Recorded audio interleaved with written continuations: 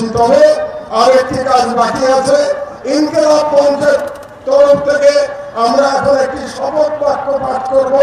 আপনাদেরকে আমি বিনীত অনুরোধ জানাচ্ছি যে আপনারা হাত উঁচু করে এই শপথের সাথে একাত্মতা প্রকাশ করবেন।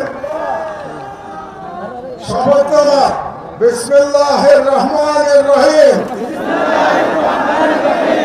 আমরা আজ এই সর্বদলীয় প্রতিরোধ সমাবেশ থেকে